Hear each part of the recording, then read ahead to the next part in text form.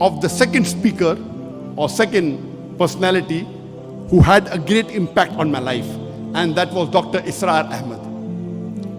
Dr. Israr Ahmed, may Allah grant him Jannah, he was one of the best Urdu-speaking orators in the world that I know of. So I traveled all the way to Pakistan in 1991 to meet Dr. Israr Ahmed. He was a medical doctor. He wasn't trained in any Islamic institute or Islamic university. He was a medical doctor inspired by Maududi, Jamaat Islami, went to Tabligh Jamaat, then started his own organization, Tanzimul Islam. I went to Lahore to meet him. And I was shocked at his simplicity. The command that he has over the Quran. He also speaks in English, but mainly in Urdu.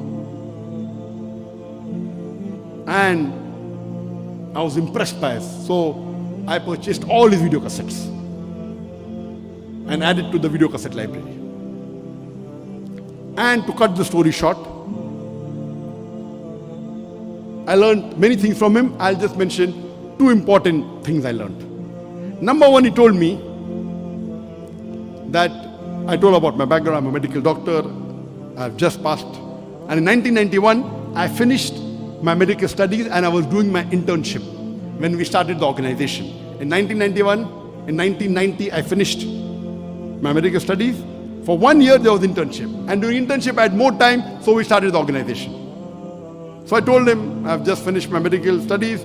I would like to become a surgeon, do my MS, and I'm interested in Dawah. So he told me, son, you have to choose between the two. Either you choose your medical practice or Dawah. I, being a medical doctor, I practiced for 7 years and tried to do both. I could not. If you want to specialize, choose between the two one thing. Then, after his guidance, I chose to become a Dai. The second thing I learned from him was, he told me that if you want to become a Dai, see to it that you make your personal needs the minimum. I said, why? He said, if you make your personal need the minimum, with the least amount of monthly requirement, you can speak the truth more easily. You won't have to depend on anyone. You won't have to depend on please someone who's paying your salary. See to it that your needs are the least. And I saw that he had such a big institution, but what a simple man, Dr. Israr Ahmed. May Allah grant him Jannah. And this thing, that not to spend excessively, was one of the cornerstone of my success.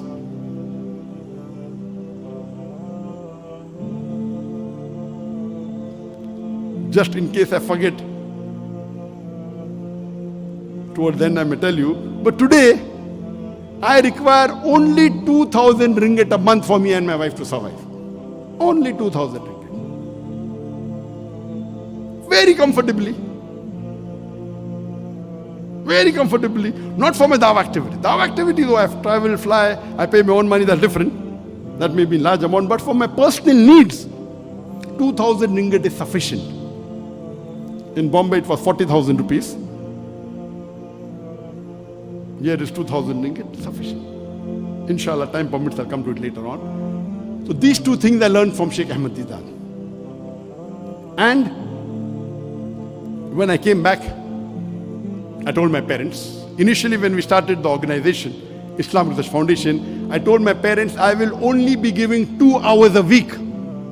Because once I finished my internship, when I joined the MS surgery, I have to be there 24/6 or 6.5. Maybe I get half a day in a week free. So I spend some time with my family and 2 hours in this organization.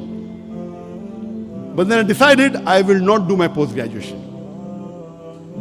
I told my parents, I want to give 2 hours a day for Dawah and the balance time for my medical practice. My father had a roaring practice. My elder brother, Dr. Naik, also was a doctor. And my brother, he was a very good orator. So when Sheikh Ahmed Deedat came, he was the MC. Because he was the Secretary General of his medical college, very good orator, not an Islamic speaker, but a general orator. So that's how Sheikh Didat was impressed.